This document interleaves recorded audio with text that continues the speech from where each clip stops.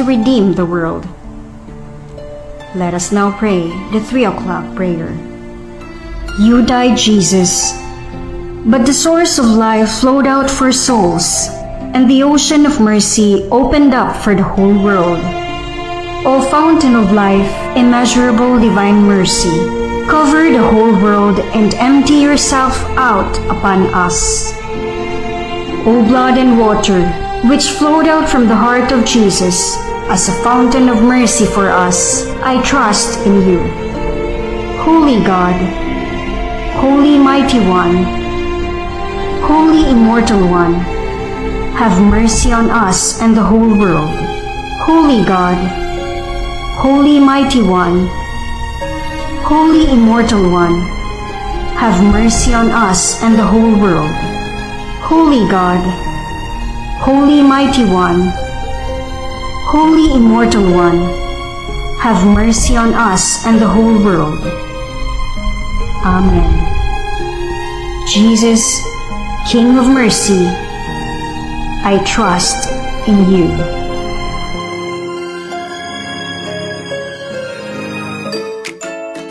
Napapanahong health topics, balita, health tips at iba pa.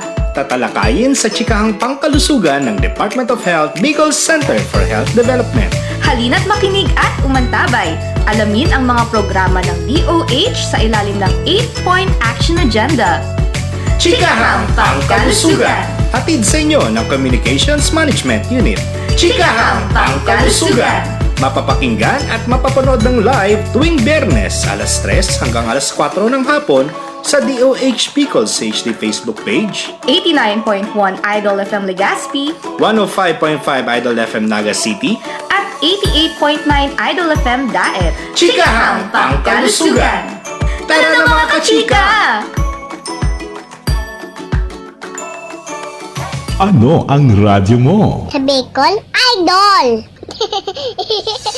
Napapakinggan sa buong Kabikolan. Ito ang mas pinalakas at mas pinalinaw, ang mahimpilang mas pinagkakatiwalaan. This is your radio. 89.1 Idol FM Legazpi, 105.5 Idol FM Naga, at 88.9 Idol FM Daet. Sa Bicol Idol. Member KBP.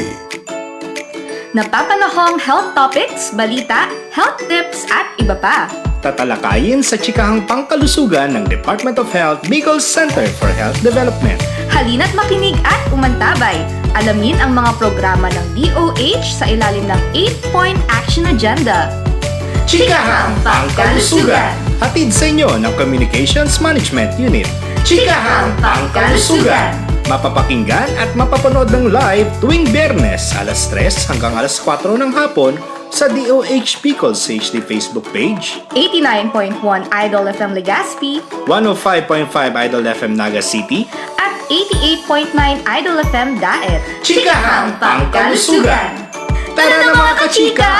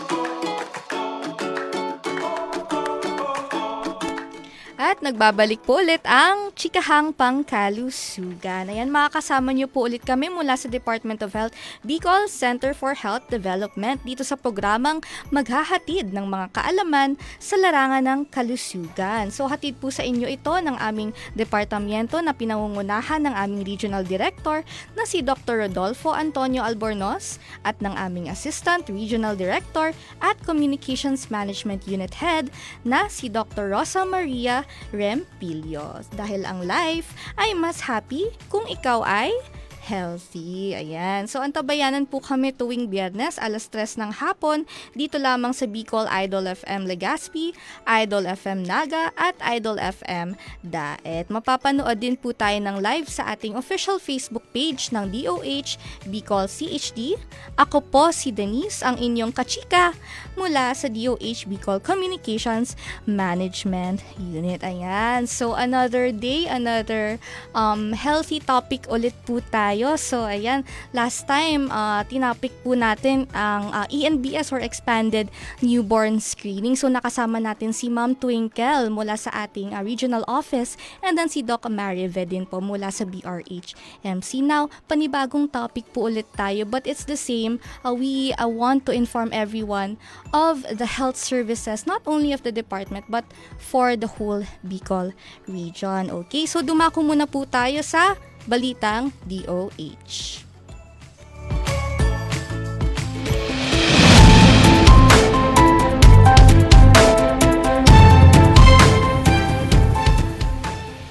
Paglaban sa antimicrobial resistance, sentro sa AMR Awareness Week celebration ng DOH Bicol. 10th Bicol Mental Health Convention, binigyang diin ang pagsulong ng mental health sa workplace. DOH Bicol nakapagtala ng 30 panibagong kaso ng COVID-19 sa rehiyon.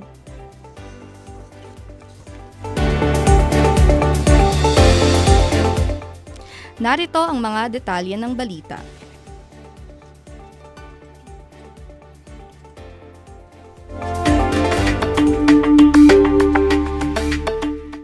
DOH Bicol nakiisa sa pandaigdigang pagdiriwang ng AMR Awareness Week, nananawagan ng One Health approach para labanan ang antimicrobial resistance.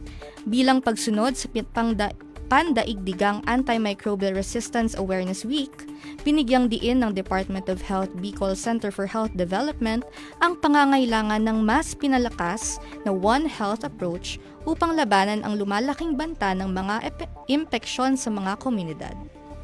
Noong Nobyembre 22, 2024, isang convention ang ginanap sa Hotel St. Alice na naglalayong itaas ang kamalayan tungkol sa AMR, husayin ang pag-unawa sa mga implikasyon nito, at itaguyod ang mga best practices upang mapanatili ang bisa ng mga gamot na antimicrobial. Sa temang sama-samang magtulungan upang antimicrobial resistance ay mapigilan, binigyang diin ng kaganapan ang mga kritikal na tungkulin ng mga stakeholders sa iba't ibang sektor, kabilang ang agrikultura, serbisyong pangkapaligiran, pribadong sektor, ahensya ng pamahalaan, parmasya, ospital at mga mamimili.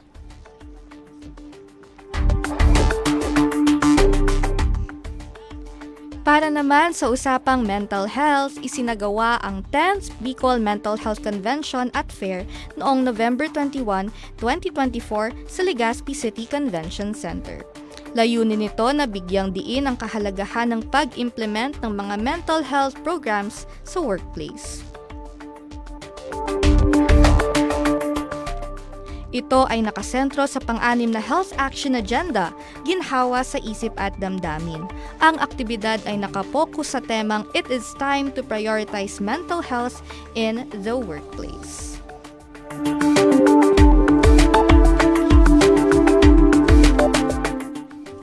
Layunin nito na gamitin at i-explore ang mga innovative resources at strategies upang pagandahin ang epekto ng mental health services at initiatives sa mga pang-professional na setting. Binigyang diin ni Dr. Rodolfo Antonio M. Albornoz, Regional Director ng DOH Bicol CHD, ang crucial role ng collaboration para sa matagumpay na implementasyon ng mental health program. Ayon kay Ms. Windaline Baluis, Regional Program Manager on Mental Health and Substance Use Prevention, kailangan ng isang whole-of-society approach at multi-sectoral collaboration upang masolusyonan ang mga programa at problema sa mental health. Nakilahok ang mga national government agencies, local government units, hospitals, and academic institutions at nagbigay sila ng aktibong partisipasyon sa open forum kung saan nagpahayag sila ng kanilang pagsubok sa mental health program. Nagtampok ng mga interactive booth at mga laro na may temang mental health na dinisenyo upang itaguyod ang pag-aalaga sa sarili at pag-aalaga sa kapwa. Ang nasabing convention ay pinangunahan ng DOH Bicol CHD sa pamamagitan ng Non-Communicable Disease Prevention and Control Cluster, katuwang ang Bicol Council for Mental Health.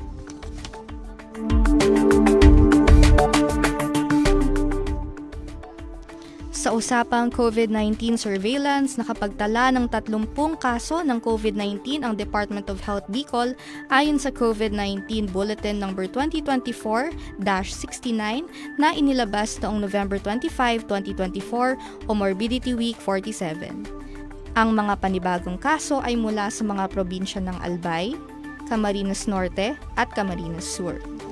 Samantala naman, nakapagtala ng 23 newly reported recoveries mula November 17 hanggang November 23, 2024. Ayon sa DOH, 14 dito ay mula sa Camarines Sur, 3 mula sa Sorsogon, at 6 naman mula sa lungsod ng Naga. Umabot naman sa 71,129 ang cumulative cases na naitala ng kagawaran mula March 27, 2020 hanggang November 23, 2024. Patuloy naman na pinag-iingat ng DOH Bicol ang publiko laban sa mga nakakahawang sakit tulad ng COVID-19 at ugaliin ang agarang pagpapakonsulta sa primary health provider kapag nakakaramdam ng anumang sintomas ng sakit. At yan po ang mga balitang DOH Bicol na naganap ngayong linggo.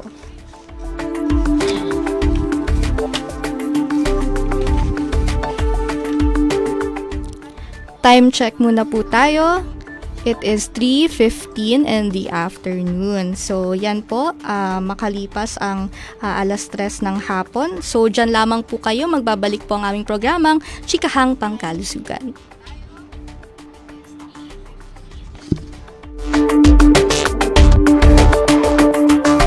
Chikahang Pangkalusugan. Bakuna na na, limang isipa. Bakuna na na, bago ang first birthday niya. Protection for baby, tara-tara na mga mami. Bakuna na na na, bakuna na na. Protection for baby, kumpletuhin na. Every day we are ready. Bakuna na na. Pabakuna na sa mga barangay health centers near you. Gaano kakatibay? Sintibay ng haliging di payayanig sa magnitude 6? Sintibay ng boksingerong umaabot ng round 12? Gaano ka naman kaya katibay para matapos ang gamutan laban sa tuberculosis? Depende sa uri ng Mycobacterium tuberculosis na iyong nasagap, maaaring tumagal ang gamutan ng 6 na buwan hanggang 1 taon para sa drug susceptible TB, ang TB na mapagagaling ng pangunahing gamot o first-line drugs. Tumatagal naman ng 9 na buwan hanggang 2 taon ang gamutan laban sa drug-resistant TB, ang mas matinding uri ng TB.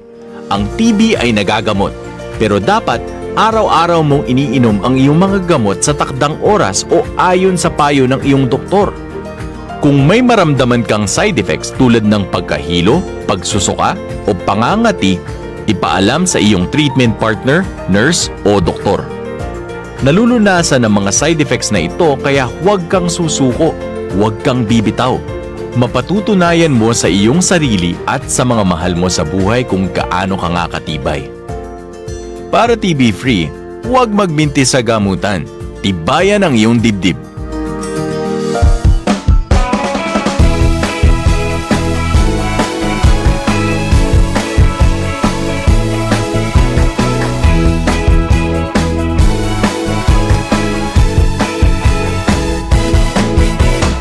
Hello there mga mami, let's go healthy pregnancy.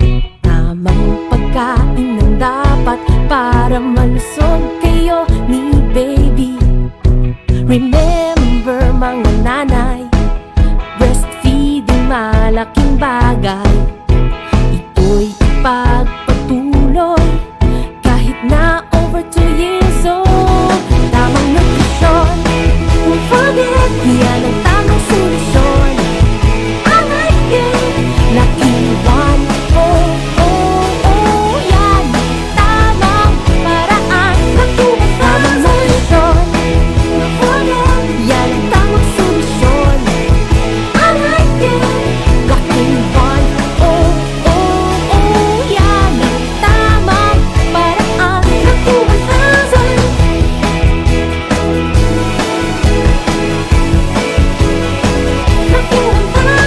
Ang iyong little girl or boy, sustansya'y dapat puno. Susi sa tamang paglaki, go grow below food na handa mo. First 1,000 days importante, healthy eating para kampante. Paghandaan nutrition ni baby, makinig sa sinasabi. Tamang nutrisyon, oh yeah, yan ang tamang solusyon. I like it, Lucky One. Oh, oh, oh, yan ang tamang paraan. Tamang nutrisyon, oh yeah, yan ang tamang solusyon. I like it, Lucky One. Oh, oh, oh, yan ang tamang paraan. Lucky One. Oh, oh, oh, yan ang tamang paraan. Lucky 1000. Chikahang Pangkalusugan.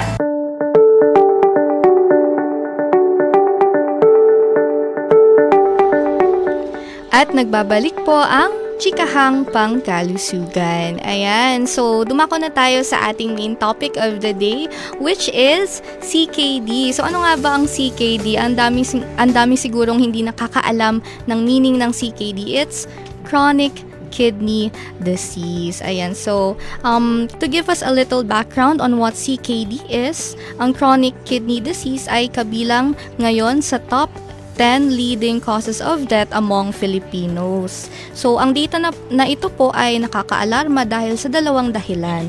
Diabetes at hypertension ay nangungunang dalawang sanhi ng CKD. Ang cardiovascular na sakit ay nananatiling nangungunang sanhi ng kamatayan sa mga pasyenteng diagnosed na may CKD. So, ang sakit sa kidney ay maaaring magpakailanman, pero the good news is may iwasan at mapaprevent po ito. So, panahon na para mag-stop CKD. So, right now po makakasama natin ang ating mga health experts mula sa Department of Health, Bicol Center for Health Development upang magbigay ng karagdagang kaalaman sa topic natin for today. So, ngayon makakasama po natin ang Lifestyle-Related Disease Prevention and Control Program Regional Program Manager ng DOH Bicol CHD na si Dr. Raymond Martin A. Corpus. Hi, Doc. Good afternoon. Kamusta po kayo? Kayo naman. Ayan. And hindi pa tayo dito nagtatapos, di ba, Doc? Meron din po tayong kasama ni Doc mula sa Lifestyle-Related Diseases and Risk Factors Occupational Safety and Health Program Manager ng DOH Bicol CHD na si Miss Carla Luvidice. Hi, Ma'am. Ayan. So, kamusta tayong dalawa po ngayon, Doc and Ma'am? Ngayon po, Feeling good. busy namin pero Oo nga, may busy. panahon tayo para ipaalam sa ating viewers yung mga dapat nilang malaman. tungkol Yeah, sa tuloy-tuloy Yes. pa rin ang ating programa. Yes. Kahit busy tayo sa office. Christmas na kasi. Yeah, Christmas season na pala, no? Tapos ang dami pa rin nating ginagawa. But that's fine because it's part of our job at DOH, diba? Okay, so to start off our questions po, ayan. So, what is CKD po ba, Doc? Okay. So, unahin muna natin kung ano nga ba ang kidney. Okay, No? okay. Sige po. Ano natin, That's good. ihati-hatiin Oo. natin para mas Yes. malaman nila. Oo nga pala. Oo. Kasi ang kidney ay isang organ po natin, no, isang dalawang organ ng hugis ang buto no? Na sumasala po sa ating mga dugo. Yes. So, ang sabi po nila, ito po ay kasing laki or size of a fist or isang kamao, no, na nakalagay po sa below ng ating mga rib cages at nasa kabilang gilid ng ating mga gulugod. Oh, No? I see. May konting trivia lang tayo tungkol sa kidney. Ang sabi daw nila, ang right kidney daw medyo mas mababa compared to the left kidney. Oh, is that true, Doc? Yes, kasi daw po, ang left kidney, ang mas nagbibigay siya ng space sa atay. No? Kaya medyo okay. mababa siya. I see. Tapos, sa lahat naman ng genders po, all genders and or sexes man, pare-parehas yung size. No, 3 by 6 by 12 cms. May size pala yun. May Doc. size siya. Oo. Kung ilan ba to? Isang kamao mo. ilang size nito. Okay. So, pero mas mabigat daw yung left kidney ng 10 grams. Oh, Oo. is there a reason po ba, Doc, na scientific kung bakit ganun, 'di ba? Hindi siya pantay ang ano. Kanina na-explain nyo, di ba, mas binibigyan na ng space yung sa atay. Okay. Yung sa atay natin. Yun Kaya talaga medyo- yun. Oo. Oo. Okay. So, alam na natin ang kidney Oo. na isang pangunahing organ na sumasala po sa ating mga dugo, no, para makaalis, no, sa ating mga toxic waste po. Yes. So, balik tayo sa tanong ni Ma'am Den, no? Ano Yes. nga ba ang CKD? So, chronic kidney disease ay isang pangmatagalang kondisyon kung saan ang mga bato po natin ay unti-unti na pong nawawalan ng kakayahang gampanan ang kanilang mga pangunahing tungkulin tulad ng pagtanggal ng toxins, sobrang tubig po sa katawan, at pagbabalanse ng mga mineral at chemical po sa ating katawan. Okay. So, ganun pala, Doc, yung ano niya, no, yung definition ng CKD. It's a really serious kidney problem kapag hindi ito naagapan agad. 'Di ba? And then, 'di ba, Ma'am Kalay, really yung ano natin, yung mga programs natin sa DOH, centered din siya, not just, ang dami kasi nating programs lalo na sa NCD, 'di ba? So, one of that is CKD, Yes, diba? ma'am. Ayan. So, for our next question po, ano yung mga sintomas naman po ng CKD? Ay, okay. Bali, hatiin natin ang mga senyales sa dalawa. Yung mga unang senyales, no, at yung mga kapag lumala na ang sakit ng CKD. So, pero sa mga unang senyales pa lang, nagkakaroon tayo ng mga pagmamanas, no, yung mga edema po natin sa paa, sa mukha, or sa buong katawan. Okay. Kailangan din napapansin yan. Okay. So, meron din po ba, meron daw din na bumubula po yung ihi, no, may kulay tsaa, or madilim yung ihi nila. Okay, No? I see. At yung pag-ihi nila ng madalas sa gabi. Oh. No, yung mga unang senyales na dapat dating bantayan. So, meron din tayo kapag lumala ng sakit, pag nag-grow na siya or nag-develop na siya into CKD, ito na yung pagkonti or pagkawala ng ating mga ihi. Oh, Na? totally hindi tayo makaka-urinate. Yeah, pagkonti, tapos nawawala na din. Tapos nahirapan na tayong huminga dahil edematous na, di ba? Manas na din yung ating mga baga. Oh, I Yeah. see. So, affected din pala yung respiratory natin. Yes. I No, see. tapos, walang ganang kumain, no, pagkahilo at pagsusuka, at yung pangangati din ng buong katawan. Mga non-specific symptoms po. I see. Pero yung mga symptoms naman, Doc, na nabanggit nyo is, we can see it, no? May physical, manifestation. Yes. We can see it Yes, naman. yes, So, yes. that's a good thing. Kasi, di ba, unlike other sakit or condition, di ba, may mga condition po na we cannot see it right away. Unless na Diba? magpag-screen ka or magpa-test. Yeah. And the good thing with this is, kahit CKD, we can see it for ourselves, di ba? Pero mas mainam pa din na kailangan natin magpa-screen. Yes. That's At the magpa-test. next important step, di ba? Yes. Magpa-screen. Screening and early Oo. detection. Oo, ayan. So, yun, nabanggit na natin po yung mga symptoms ng CKD, and let's move on to, I think, equally important na dapat malaman, ano ba yung cause talaga ng CKD? Okay. So, madaming causes ang CKD, no, or chronic kidney diseases. Nangunguna na dito ang diabetes. No, ito yung mataas na di kontroladong pagtaas ng asukal sa ating mga dugo. Yes. So, naapektuhan nito yung mga ugat po natin sa kidneys. Pangalawa, hypertension. No, or ito yung di din makontrol na pagtaas ng blood pressure Yes. ng ating katawan. So, naapektuhan nito ang ating mga ugat din. I no? see. Yun nga po, no, ang hypertension is top 1 leading cause ng mga kidney injury, no, sa ating Yes. Tapos may family history kayo ng kidney failure, isa pa yun, dapat natin bantayan. At mga kondisyon tulad ng mga gout at iba pang sakit na nagdudulot ng labis na stress sa ating katawan. Oh, Oo. I see. Meron din tayong mga simula nung bata, glomerulonephritis. Ano, Dok? Parang very Glomerulonephritis. Yung parang, technical. sakit na namamaga na yung glomerulus nung.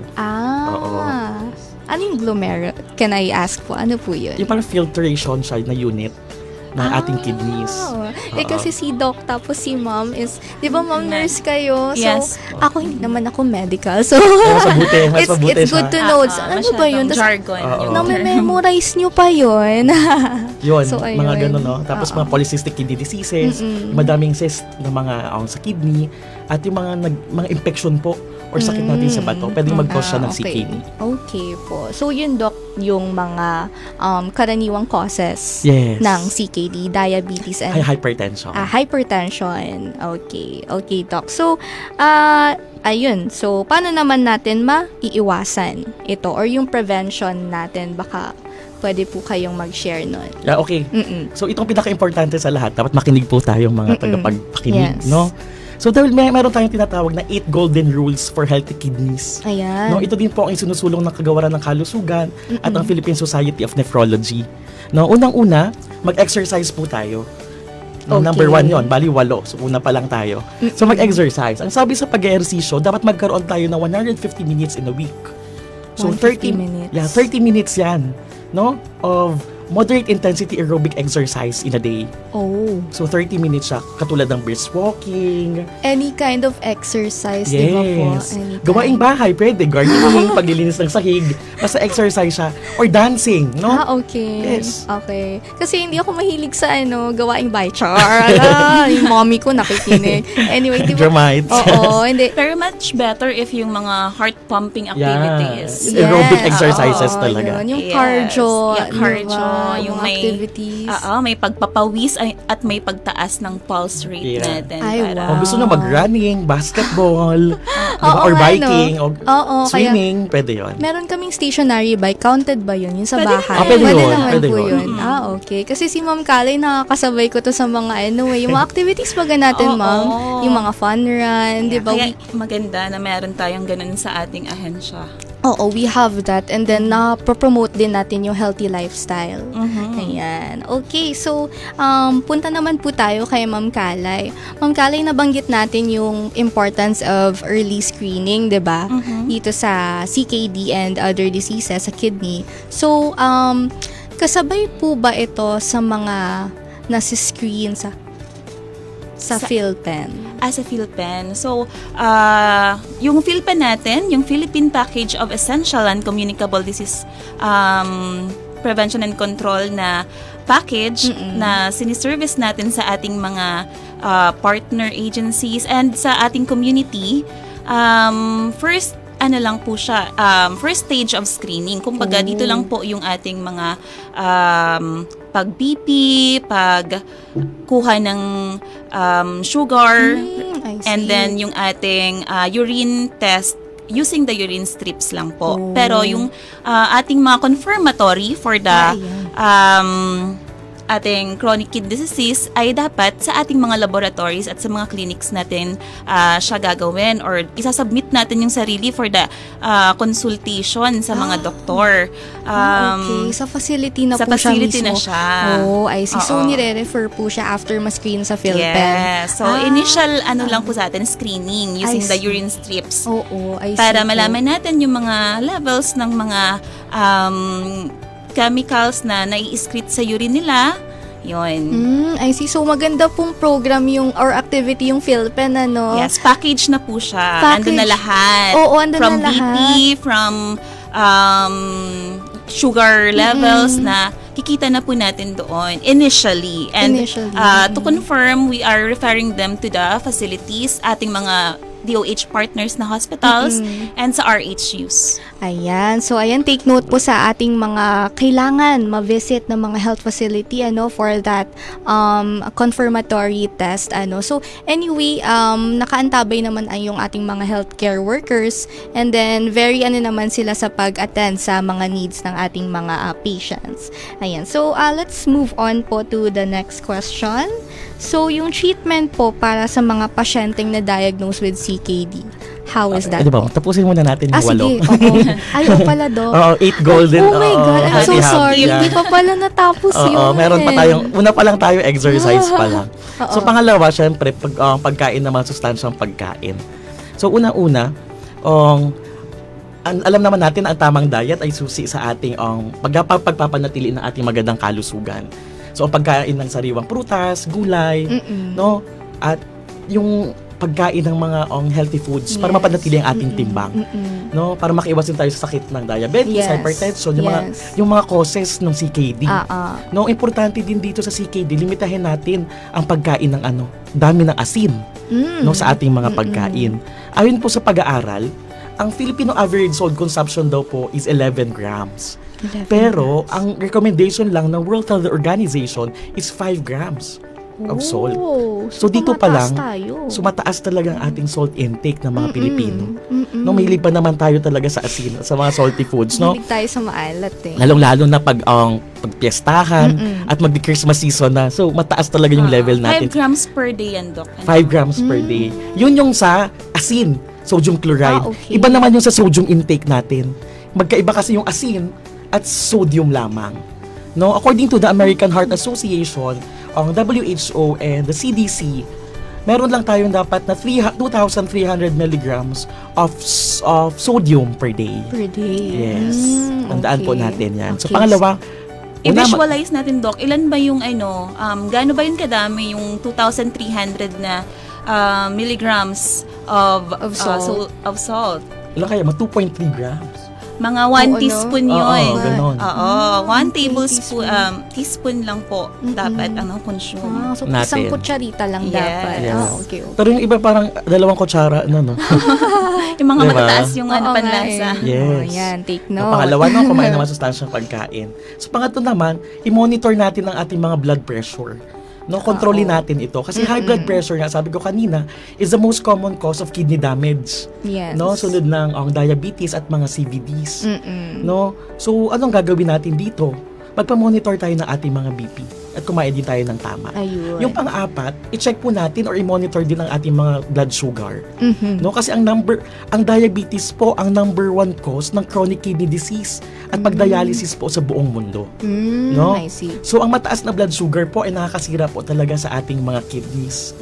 So, maaaring mapigilan po ito sa pagkakaroon ng kontroladong blood sugar.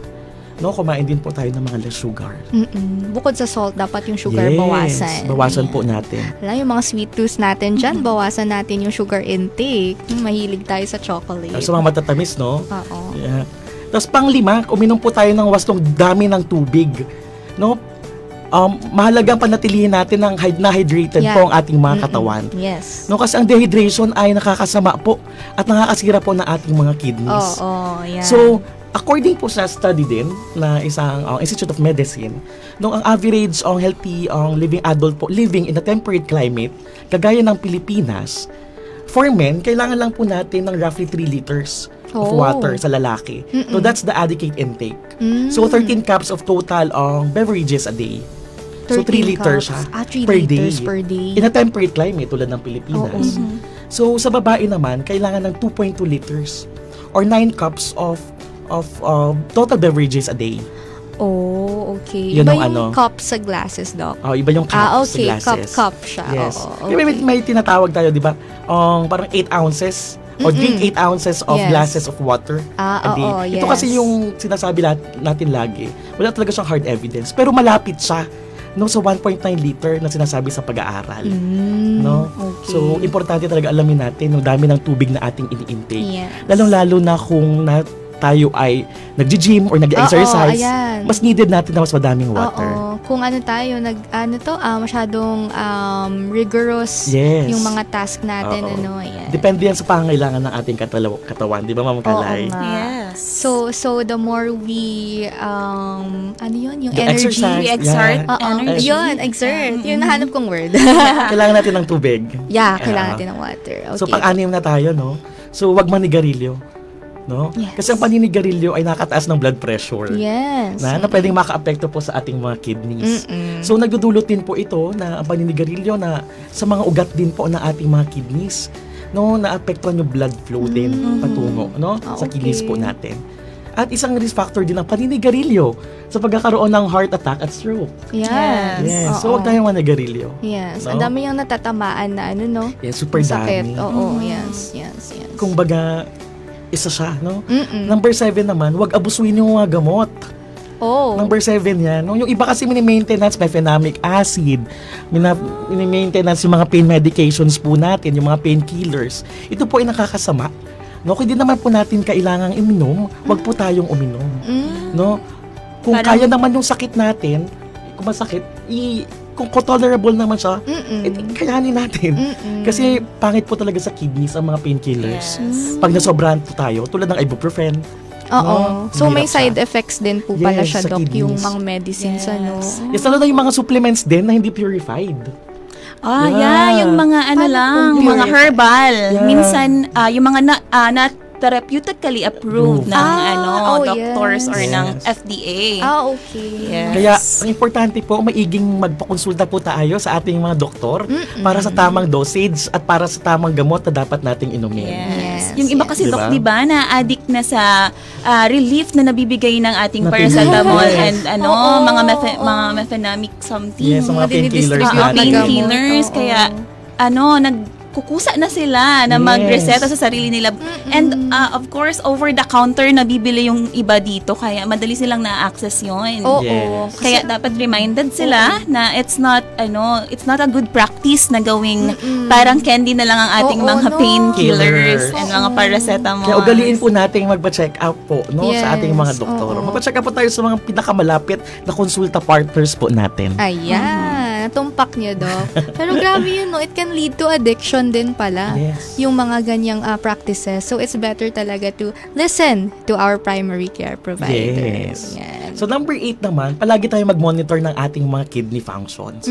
No, importante ang regular na pag-check up natin sa diabetes, sa hypertension, sa high blood, sa obesity, lalo-lalo na kung may lahi kayo. No? Yeah. Importante Oo. to, magpa-test po tayo. Oo. Ng ating mga urinalysis, creatinine, yung urine function test po natin. Ayan. Yung kidney function test para makita po natin kung gaano na ba nagtatrabaho ang ating mga kidneys. Ayan. Kumbaga may baseline tayo. Oh, yes. So yun yung 8, Yun no? yung The 8 golden 8 rules golden rules. for a healthy kidney. For a healthy kidney. Ayan, maganda pala yun, Doc, na summarize na siya into 8 parts. Yes. And then, madali na siyang matandaan kasi very basic naman dapat yung mga kailangan nating i-take note. Yes. Ayan. So, thank you, Doc, sa natin ng 8 golden Golden rules. rules. Ayun. So, ano naman po yung treatment para sa mga patients na na-diagnose ng CKD? Yung mga treatments. Yes po. Di ba meron tayong mga Yes. treatment nun, Doc? Yeah. Wag naman natin ano tawag dito, panalangin na Magkaroon sana tayo magkaroon. noon. But it's nice to know, di ba, Yeah. yung treatment Oo. process. Meron tayong kasi may iba't ibang stages din ang CKDs. Yes. So pag umabot ka na sa CKD5 or the end stage renal End stage disease, na ESR. ESRD ka na. Parang sa cancer. Yes, may staging din May siya. leveling. May level. Kung anong extent na yung damage Ng sa mga kidneys. kidneys. Kung ano ng level yung functioning niya. Yeah, may functionality kasi may mga percentage yan. So di natin i-discuss na dito yon. Masyado So na. bale Oo. pag umabot na tayo doon, at sana wag naman. Yes. At sana panatiliin natin na i-practice yung 8 golden rules for healthy kidney. Pag dumating na tayo doon sa CKD, pwede tayo magkaroon ng hemodialysis. Peritoneal dialysis. Yung mga Kidney. test na po ba natin yan, Doc? Pwede tayo Kidney transplant. transplant. Pag hindi na talaga Yeah. kaya ng dialysis or kung Pwede din mapera. pwede din uminom ng tamang gamot or regular na konsultasyon sa nephrologist. No, pwede din ma-control sa pamagitan ng wastong pagkain at tamang ehersisyo. Okay. So, it's a Yes. case-to-case Case-to-case basis po, Doc, And then, it's the, health facilities responsibility naman po to check on that. Diba? Hemodialysis, pero naman Oo. tayong registry about it. Oo. Sa kidney transplant, meron tayong kidney transplant po, no? Oo. As the regional program manager of the Philippine Organ Donation and Transplant po. No, meron tayo sa BMC, Bicol Medical Center. Ayan. May Kidney Transplant Institute sila doon na pwedeng Sa Naga. Yeah, sa Naga po. Naga City. At taga-transplant sila doon ng mga kidneys. Ayan. So, mas accessible kasi meron na tayo sa region, Bicol, diba? Sa yes. Bicol. Dati wala. So, Yes. ngayon meron ng kidney transplant. Yes, Ma'am Okay. Den. Okay. So, sana wag nating paabot doon. Yes, sana yun po yung message natin. Prevention Kasi is mahal. cure. Oo, ayan. Napakamahal. Mahal din, oo, ano. So, kailangan din talaga siyang maiwasan. And, next naman po, ilan yung mga patients? So, do we have any stats sa Yes. patients na may CKD? Yes, as of November, we have 5,943 cases of known na nagda-dialysis po sa ating rehiyon. So, yan po ay galing sa iba't ibang probinsya ng Albay, Sur, Norte, Catanduanes, Masbate, and Sorsogon. I see. Okay. So, dun po sa 5,000 plus na nabanggit nyo, ma'am, it's all over the Bicol region, ano po. And then, kagaya nung nasabi nating mga ginagawa for the management of these cases, meron din po tayong monitoring nun, di ba po? Yes. So, we are closely We are closely monitoring them. Meron tayong online registry and a submission of reports from our dialysis centers all over the region. And we also have a quarterly meeting sa kanila this year. And we are conducting activities na with collaboration sa ating mga dialysis centers. I see. Ayan, well noted po yan, ma'am. So, can we say po ba that this number is increasing compared to last year's number or decreasing? Yes, well, alarmingly and unfortunately, pataas siya ng pataas. So, there's no way but to stop the increasing trend, kundi yung mapaigting natin yung ating awareness and mga campaigns and advocacy on the healthy kidney care and of course the healthy habits, yung 8 na nabanggit ni Doc. Yes. So, sadly, parami yung mga pasyente sa ating mga dialysis centers. Yes. Bata ng pabata din. At pabata ng pabata din. Yung Yes. natin, age group. Yes. Okay. So, is there any po ba reason why that happened? Yun nga, as mentioned by Doc Mondi, the leading cause of this are unhealthy behaviors. So, alam naman natin na these days, ang ating mga kabataan ay talagang na humaling sa mga easy access na mga foods, na mga drinks, which can cause talaga yung ating damage sa ating kidneys. Of course, yung mga salty foods na mga fast foods, di ba, Doc? Na one call away na lang from Food Panda or Grab. Oo. And of course, hindi na sila masyadong active ngayon ng ating mga kabataan kasi nahuhumaling na sila sa mga phones instead of going out and physically playing. Nagpi-play na lang sila through phones, sitting or lying in bed.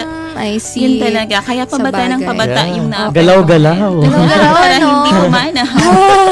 Move more, eat right. Yes. Hindi eat more, move right. Hindi. Move wrong. Move more, eat right. Ayan. So, thank you, Ma'am Kalay, no, sa info na yon. So, I think okay din siya kasi, di ba, it means na marami ding nasi-screen kesa doon sa mga hindi natin nasi-screen, di ba?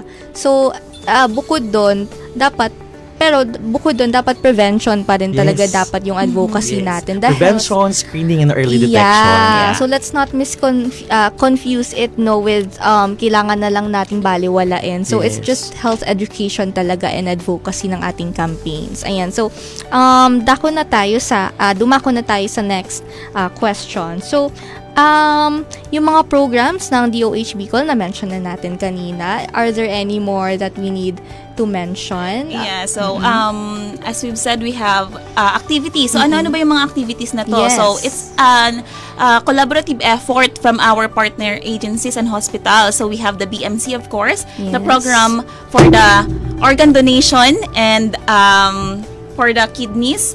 Ayan. So we have the BMC TOPS for that. And also, yung ating mga activities na nabanggit mo, ma'am, sa healthy lifestyle na mga pag-hiking, pag-running, we also conduct that regularly. Ayan. And of course, yung ating PhilPen nga, which yung pag-submit or pagpunta ng ating mga health workers sa mga house to house or sa barangay para makuha yung mga basic na measurements or mga levels ng ating mga blood or ng ating samples, for example, sugar level, BP, ayan, yung urine test, or Test, using the strips. Ayan. And of course, we have our collaboration with our nutrition program.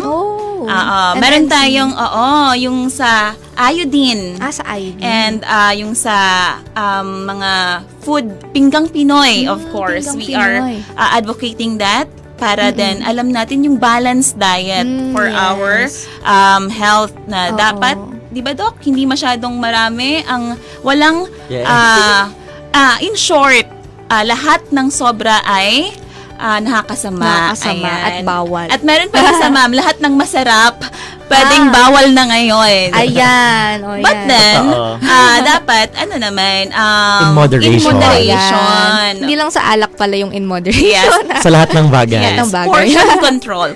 Portion control. Kaya pala may pinggang Pinoy. Yung mga ration. Ration nila Ration, yun. oo. Yeah. Idagdag ko pa ito, Ma'am Kala. Di ba may Okay, event tayo Doc. next week? Yes. Yung sa diabetes. Plug nyo na, Doc. Yung World Diabetes ang celebration namin.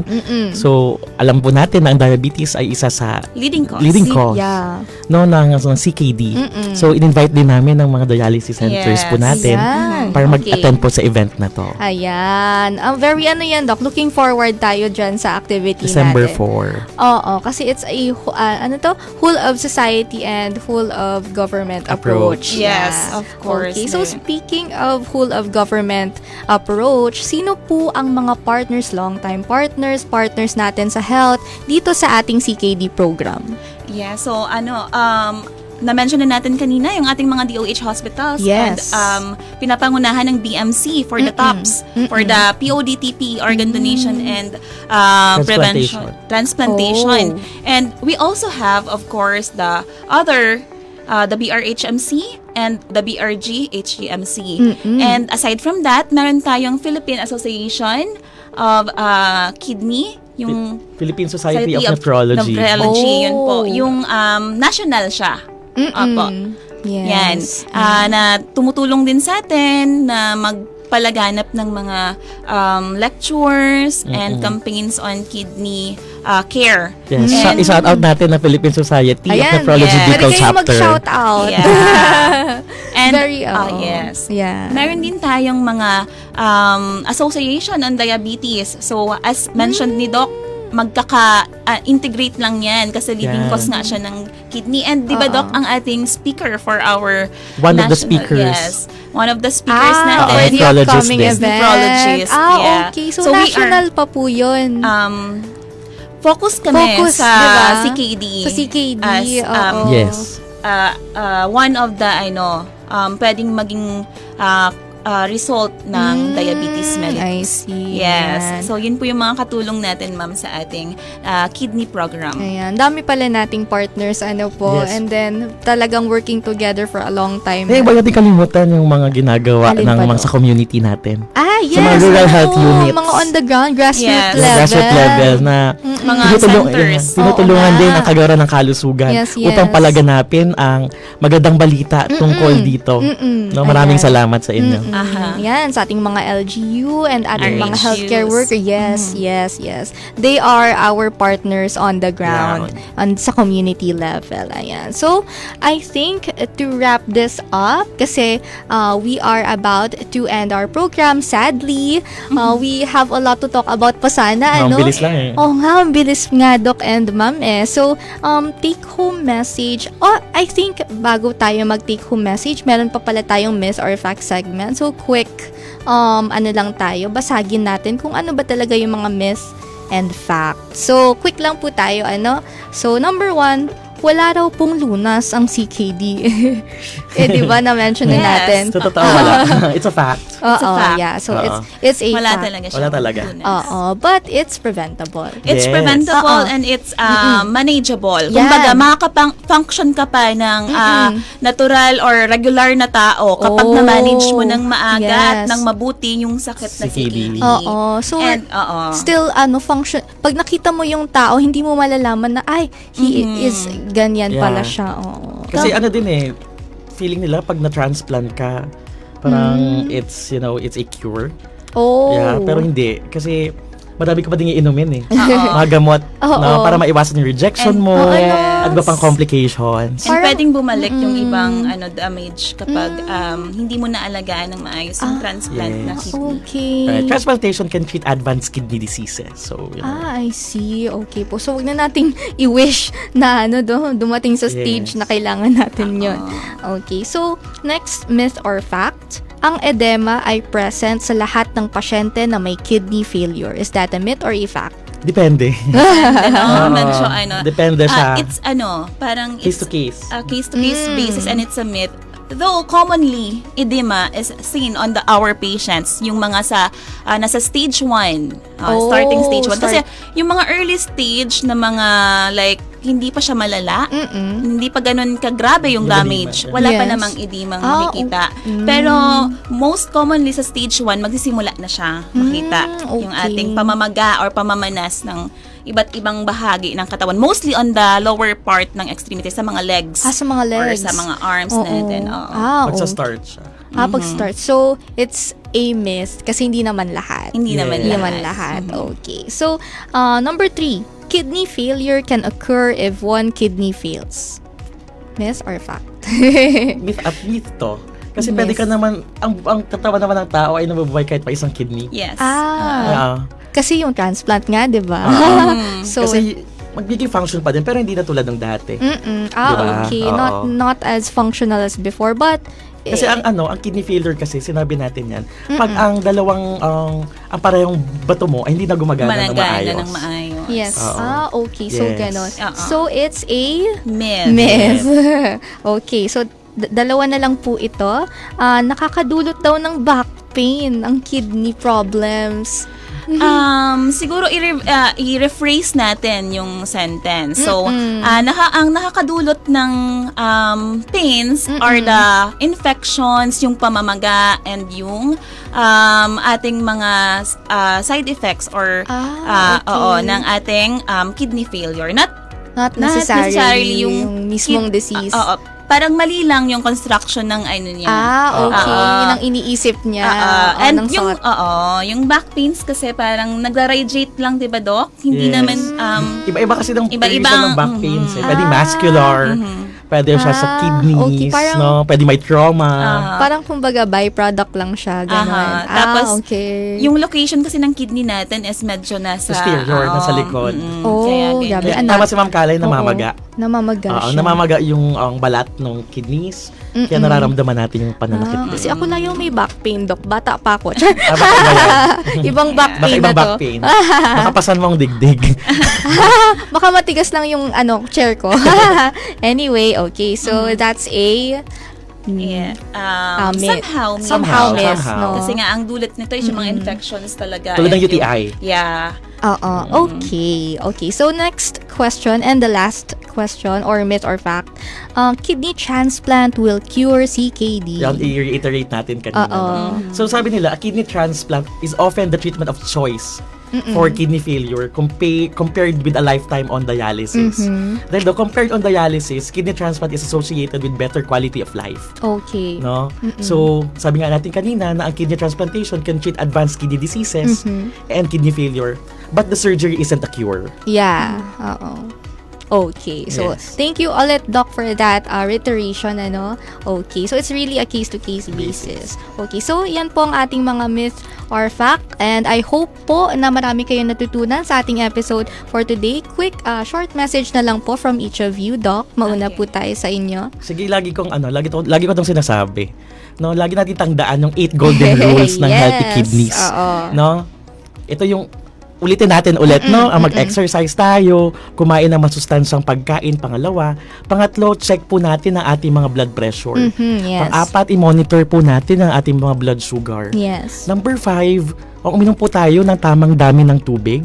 At number 6, iwasan po natin ang paninigarilyo. Yeah. No? And number 7, iwasan po natin ang what you call this, ang pag-inom ng mga gamot. Oo. No, wag abusuhin ng mga gamot. Yes. Yes. No? Yes. At pangwalo po, palagi po tayo mag-monitor ng ating mga kidney functions. Okay, Yes. so that is the 8 golden rules For a healthy kidney. A healthy kidney. Thank you so much. And Ma'am Kalay? Ayun. So, in addition na lang or sa nabanggit ni Doc, kasi parang gusto kong gawing 10 yun, Doc, na golden rules mo.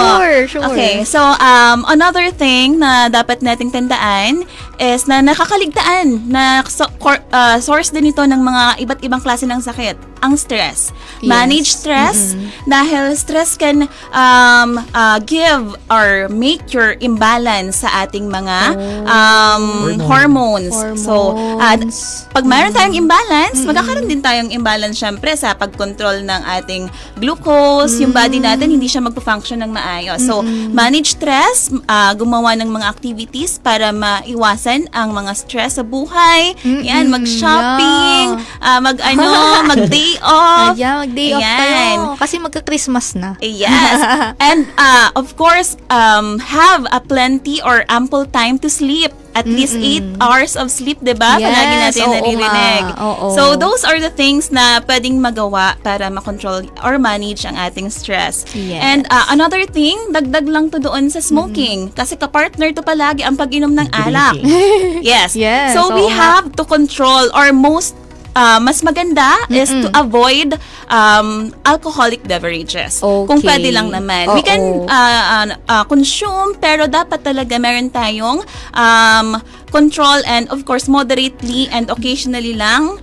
Yeah, oo. Kasi nakaka-damage talaga siya, Doc, di ba? Oo. Ng ating kidneys. Dapat yung in moderation. Yung labis-labis na pag-inom ng alak. Okay. Yes. Lalo na magki-Christmas na mga Oo party nga time oh na. my God. Yan. Parang hindi may iwasan Yeah, yan. di may iwasan talaga. Kaya we have to remind our guests to. Yeah. Dapat may support group tayo dyan. Yes. Ayan. And overall, have a healthy lifestyle, healthy habit, healthy behaviors, and of course, make healthy choices palagi in everyday life. Dahil sa bagong Pilipinas, bawat bato, bawat bato ay mahalaga. So, Yun pala yun. Oo, may root word na dyan. Bawat bato ay mahal. Mahal po ang bato.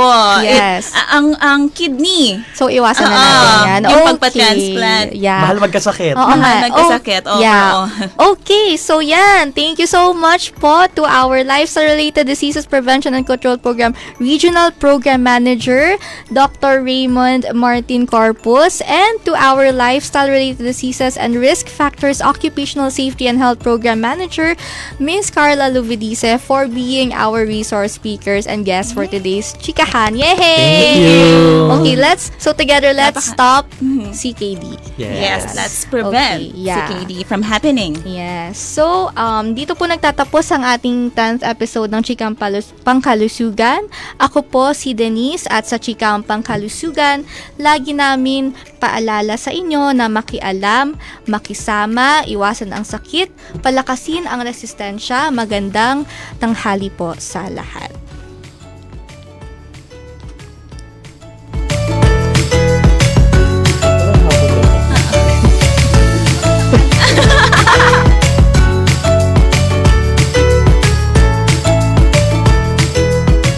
Ano ang radyo mo? Sa Bicol, Idol!